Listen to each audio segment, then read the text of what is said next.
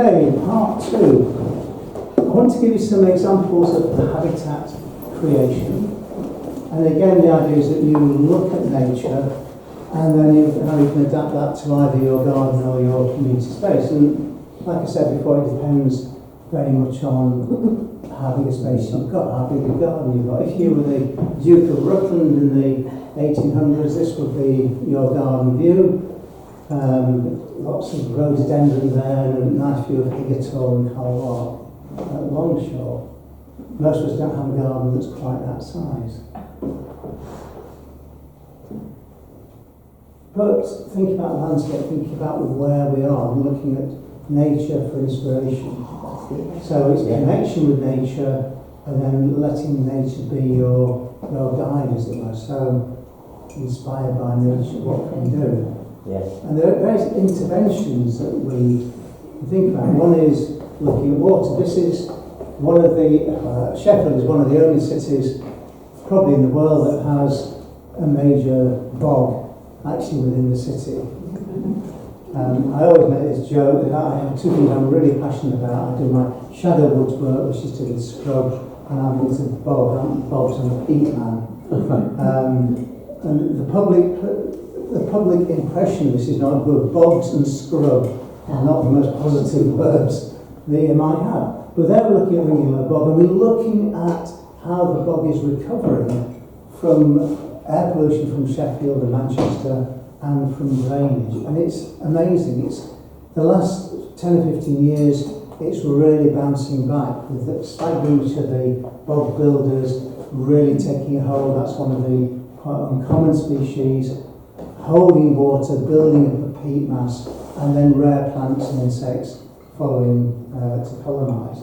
And some of this work in the wild landscape is on a massive scale. You know, we're looking at encouraging the bog builders, and the bog builders then help climate-proof the whole region. One of the reasons that Doncaster got so badly flooded in 2019 is that the peat bogs in our area have been drained and therefore don't hold the water back. When they had the 2019 floods, they didn't get much rain. We had the rain here. It was our water that hit Fish Lake and places like that.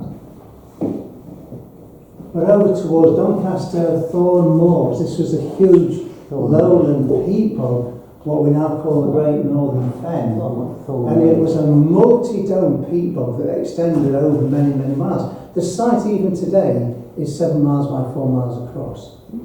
And there we're actually doing work to re-wet. You can see this dam structure here, to re-wet the moor, but do it bit by bit, because it's habitat creation, it's habitat recovery.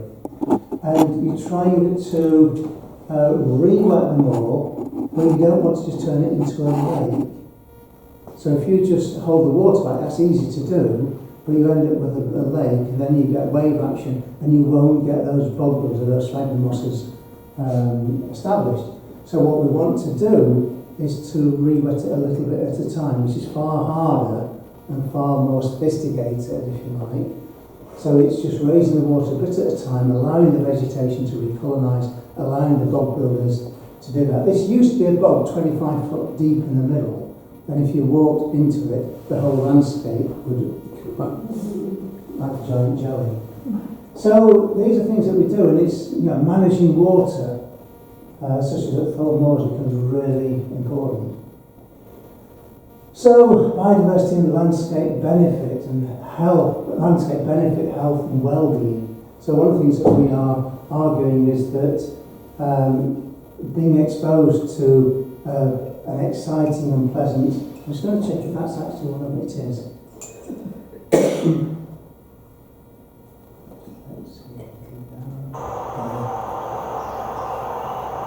You can even hear the birds in the background.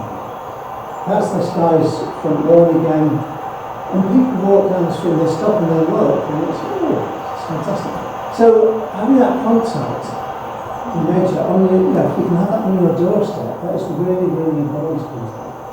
And it's something that we have lost towards the end of the 20th century.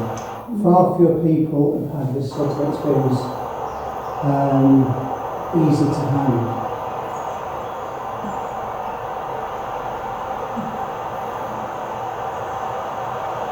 And yet you can do that relatively easily, and in the big picture it saves money on management if we can do this in community spaces. You know, you can see that the context it is just a small front lawn, and again.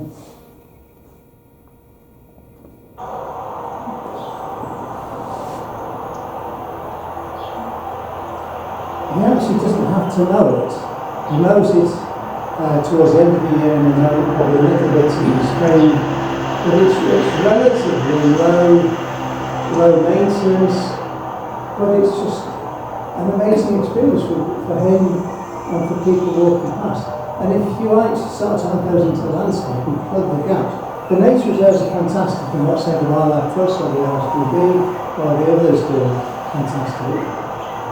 But with this, you can actually plug the little gaps in between. And why do we put up with the boring, short, known, expensive green landscape when we could do this? I mean, you can tell how urban it is. We're right next to the ring road.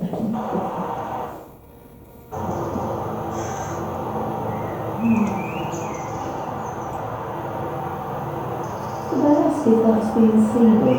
No, just on my side. Completely by itself. That's what I mean, and I've been monitoring it year by year since it's about 10 years since it started. So all that has just come by itself, and there's at least 3 or 4 species of orchids there. And as I say, they're actually spreading now onto the other side of the road. On the ring road nearby, which we'll look at in a minute, we've got 3 or 4 other species of orchids as well, which is really exciting. And it's just a fantastic resource that we can do more with. And this costs nothing to do. This comes in outside. The seeds of the orchids are wind blown, so they will spread if the conditions are right. And obviously here they love it.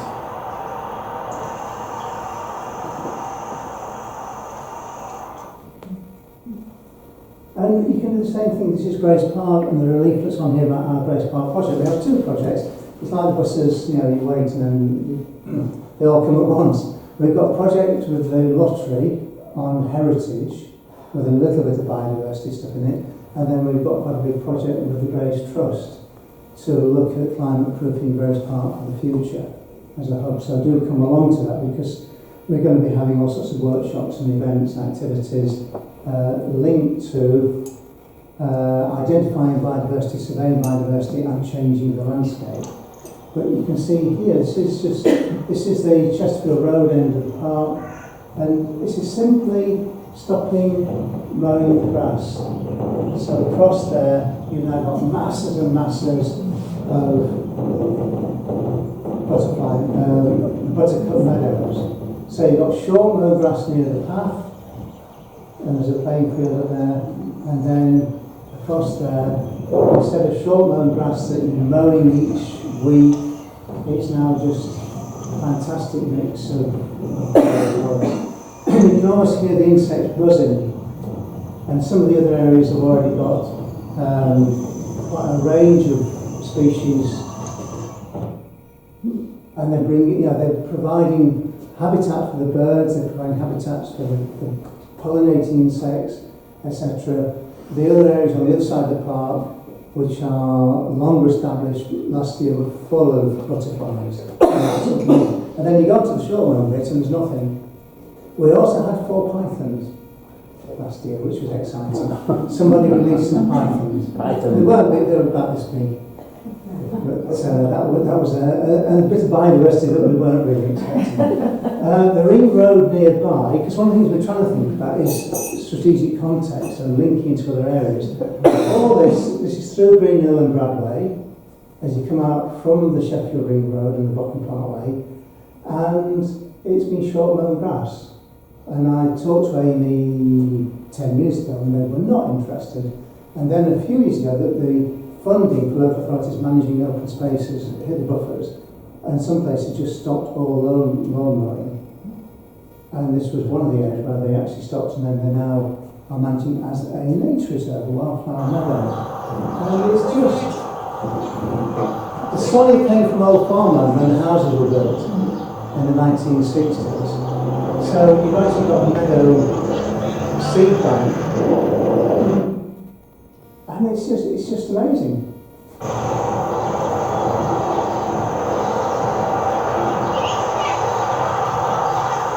And it's essentially part of what I suppose would be the longest nature reserve possibly in Britain. It's all the way from here, right the way down to the other end of Brook.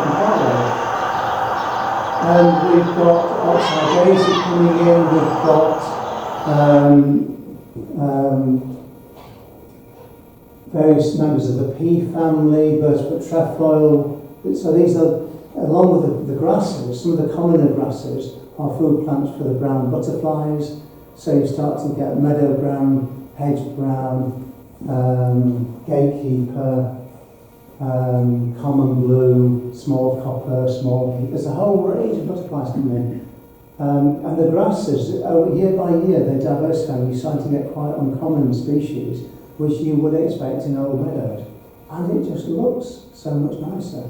So, why do we put up with the short known stuff? This is Grace Park. This is the other side over towards Bow Hill. And this is an area that we started sowing some of it back in the 1990s. And then the last few years, it's quite an exposed windy spot, as you can tell. Gus Hunter and the other biodiversity officers for the City Council have simply spread green hay cut from Gully's Meadow at Reacher, which is a site that we identified back in the 1980s as an old farming meadow area. And they've just added the green hay with things like yellow rattle, and that reduces the grasses. You can see how the grasses are less dense where the yellow rattle is, and it allows other species to colonise in, such as the bedstraws, sorrels, yarrow, and others. And this was just full of butterflies. This, the bees were here, loads and loads of butterflies.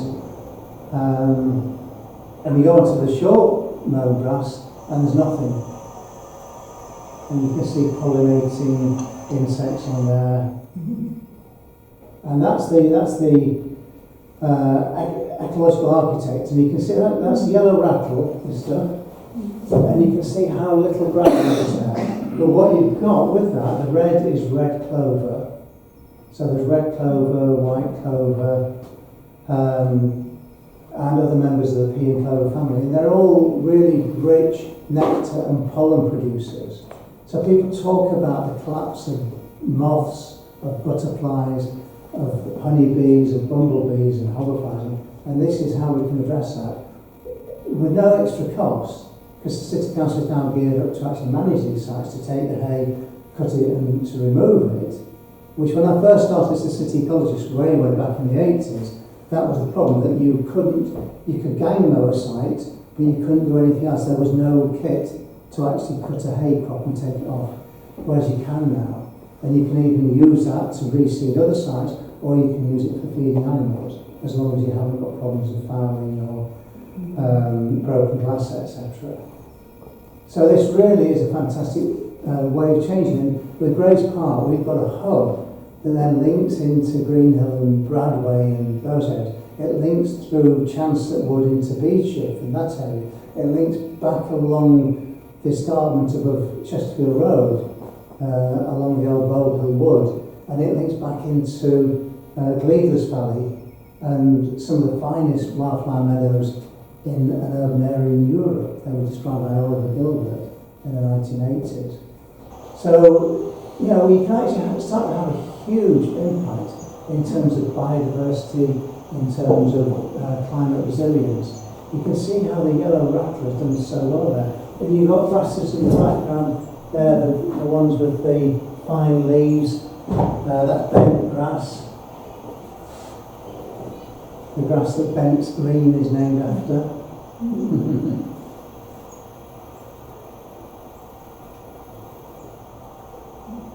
So it's thinking beyond my neighbour's garden, it's thinking about how you take that into the wider landscape, and we can do that. Just a few final examples of other approaches. This is the pictorial meadows, which was developed by and I've done it at Sheffield University, and they are exciting, they are transformational. They've been used in derelict areas and roads. There's the main road into Rotherham, and people just like stopping and, oh, this is fantastic. They are amazing. And I was getting emails and phone calls and things saying to people, oh, these are fantastic wildflower meadows. I said, well, they're transformational, they are wonderful, but they're neither wildflowers nor are they meadows. A meadow is a particular type of traditional management, and these are not made of wildflowers. These are exotic species intended not to spread. So there's a slight problem with them. Some of them, they can be quite good. That's probably about 2 or 3 years in. That's in the centre of Sheffield, I think. And I've talked to Simon Ogden, who was involved in some of this, very involved with the Five Wears Walk Trust and the Sheep and Porter Trust.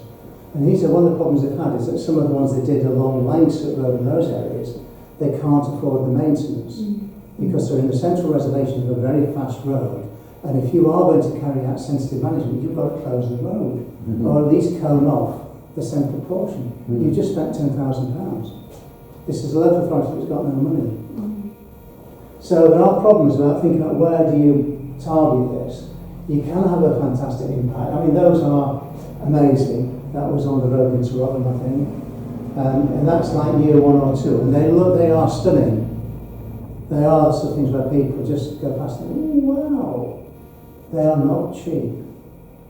And so far, nobody seems to want to tell me quite how much not cheap they are. You see what I mean? And the other thing is they're not long term. You can do a very similar thing for less money with native species. Now, the clever thing about this is that they try to extend the flowering period with the exotic species. That was the idea of using the exotic species to start it early and finish it later. But you can do pretty much with natives. There's a group called Land Life at Liverpool who are now the Eden Project North, based in Morecambe. And they've done stuff where they've used native species and they've transformed some of the most difficult landscapes and difficult communities in Liverpool with this stuff. So there are different approaches, and this is what I call a horticultural intervention. It's not wildflower meadows.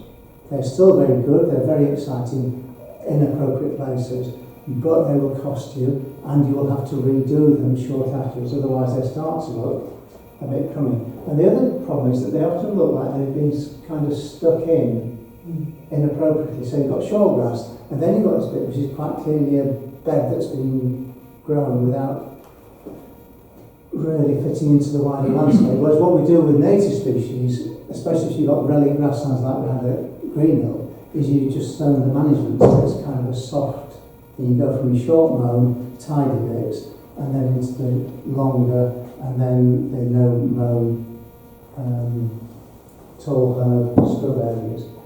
These edge bits, by the way, these edge bits are what we call ecotones along the edge of the scrub or woodland habitat, and they're often really the rich bits for wildlife.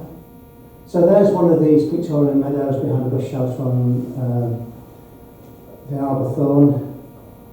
And yeah, it's got some points, but I think aesthetically I find it slightly difficult. That uncut bit, we've got short mown here at the front, and then cut once a year, and then we're into the scrub area. That's really good habitat. That's ecotone, that's edge habitat. And often that's where the birds will be, that's where the butterflies will be catching the sunlight, that's often where the brambles are and where the bees are. The problem, as I say, is that after a couple of years you end up progressively losing the spectacular species and gaining leggy, herbaceous species, what we would call weed species, so planted in the wrong place, and tall, weedy grasses. And it starts to look a bit indifferent. And one of the things is you actually want these to look really good. If we're trying to sell this to a public, it must look really good. And one of the arguments I had with the recreation department when I worked for the council was, what we're trying to do will look really nice. You need to think about delivering something that is not just good for ecology, but is nicely designed and it looks absolutely brilliant and the public can identify with it. One of the tricks in urban areas with zoning your public space is to, say if you've got a park like in Whirlow Brook, we talked about releasing the management, not having so much short grass. And where you've got the short grass and then into the longer grass and then into the edge habitat, the ecotone habitat, you have it with a deliberately wavy scalloped edge. So it's sort of, it looks like it's tidy and it's been done deliberately. So it's not just, you know, the council stop mowing it, I know what they're up to, saving money. That's the usual response. So you make it look as though you've deliberately done this. Why have they done that? Oh, this is interesting. One of my students years and years ago, I actually did some work in the Gleaders Valley and talked to local residents, and they were quite happy to have meadows, and we call them butterfly meadows or bumblebee meadows or whatever. So it's the badge that you give them, the label.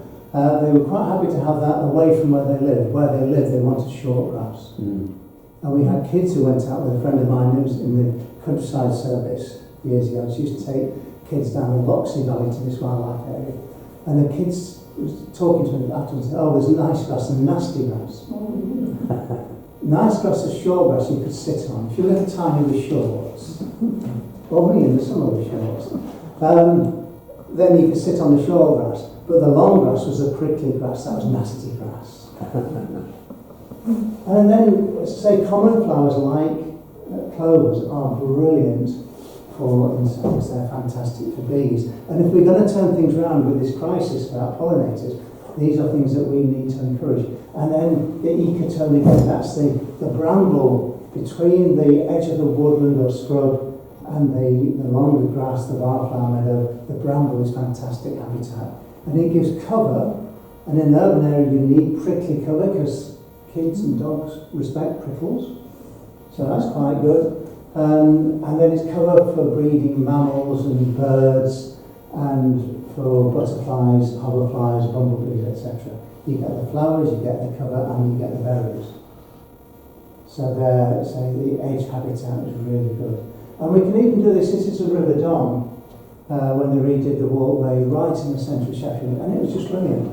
And not only that now, because the river is a lot cleaner than it was, we've got otters, kingfishers, herons, gooseanders, you name it, we've got it there. It's absolutely, it's self-rewilded. But these areas will go through succession, so if you went back to that same place again, it wouldn't look the same as it did when it was created. It changes. But it can still be very nice. Cow parsley and tall grasses, that will have lots of bees, lots of hoverflies, and lots of butterflies. But that's one of these in the, I thought, maybe it just looks like a really bad haircut. And why are we mowing the rest of it? I don't understand. What purpose does that serve? It's not capturing carbon, it's not producing biodiversity, it doesn't look good, it's not holding back water when there's a storm incident. But it's a dog's playground, that's what we do. Yeah. And dogs, and that's the whole separate. We've got a big issue at Whirlow on the playing fields because it is, I mean, they are actively used as sports fields and it's a big dog toilet. Which is a toilet for big dogs. And in urban areas, you are looking at involving everybody and people want to walk their dogs there, so. And the other thing which we are very bad at, this is where you have to explain to people why we're doing it, because that's what the Bradway area, green area looks like at the end of the year. And the thing is that you don't get the flowers in summer if you don't have the dead period in the winter. And it's something that culturally we don't easily appreciate, that thing with life and death, which is what gardening is a part of. And the seasons are a part of. So we've gone for this sort of short green grass all year round. And I think there's a cultural issue about that. So if you're going to do this, I would keep the edge much tidier than that. But then the other thing is to tell people why we're doing it. Don't assume that they understand. These are fantastic areas now for birds feeding in the autumn and winter. If you want birds in your garden, you've got to have these. This is where all the seeds are, and this is why you're going to get the flowers next year. Is that mown in the spring? That is cut in, now it's cut properly in the autumn. And then, so I think it's good. I think it will be mown probably in the spring. This is the ideal, will be you cut it in the spring to tidy it, and then you cut it again in the late summer. I think this year, probably because of finances, it was left longer than it should have been. And obviously, if this had been last summer, then there's a further issue about fire risk, which is, I can imagine, is going to kick into some public spaces, in which case you might be looking at preemptive mowing of some areas to create fire breaks. Because the other thing is that if you do have areas like this, there are certain people in the community who will come set fire to it. I've been downwind when someone has tried to set fire to a hill below me, deliberately, back in the 1980s. So that will happen. But this is a different situation. This is Hallam University doing a little bit. In a small space, you can actually achieve quite a lot in one little area. And it's just a showcase. And there's some fantastic stuff that the City Council and various other partners have been doing all the way along the Don Valley, the bit from Sheffield Cathedral down the hill towards West Bar, and it's fantastic stuff to stow the flow, to hold water back, and they've got really high quality mixes of exotic and native species, and it can look absolutely fantastic. And part of that is just showcasing to a wider audience. We can take this further and start to create all sorts of other habitats. There's an area called Deep Pits in Sheffield, which we looked at years ago and thought, this really ought to have, this should be acid, heathery vegetation. There was no heather on it. And then the City Council officers have been on since then and scattered heather brush, which Oliver Gilbert and I kind of pioneered as a technique. And you go on there now, it looks like it's a moorland in the heart of Sheffield. It looks like it's been there forever, it's not. There was no heather on that in the 1980s. I surveyed it. And all you do is gather heather brush. I've done it on other sites. You go up onto Blackamoor somewhere, get a plastic bag, get the heather litter, put it in the bag, and then scatter it on a suitable site. And who knows what will come up. So part of the thing is to be inspired by wild nature and to use that and bring that to people. I've been working with farmers, such as this farmer in Worcestershire. He was working with the Wildlife Trust, and he actually, it turned out he had been one who had overgrazed the moorlands where I used to cut my teeth as a bird watcher in the 1970s and 80s. He was a farmer in the Peak District, and he was kind of, yes, I was guilty, I destroyed the moorlands, but now he's down in Worcestershire and he's creating whole habitats on his farm. He said, I can't remember how many, he owns a lot of land, and he said he's now in his 70s and he's been a very successful farmer, but what he's handing on to his kids is horrible. And he just realises that it's destroyed the ecology, so he's now doing his bit to try and put stuff back. So he's not expecting money, he's just creating wetlands, meadows, hedges, all sorts of things. And also some exotic stuff, like his sunflower fields and all sorts of things there. New hedges, supporting old hedges, etc., etc. And we can take this beyond that. This is in a housing area in Chelmsford where they're building in new habitats, new ponds, new grasslands, etc., etc. So, and all these things, these are paid for by the developer, and they've retained the best of what was there, and they've added to it and enhanced it. So they're delivering habitats, biodiversity, water management, carbon capture, landscape, health and wellbeing, recreation areas, economic benefit, etc. There's loads and loads more stuff on there, as I say, to actually follow up if you want. I've just got one.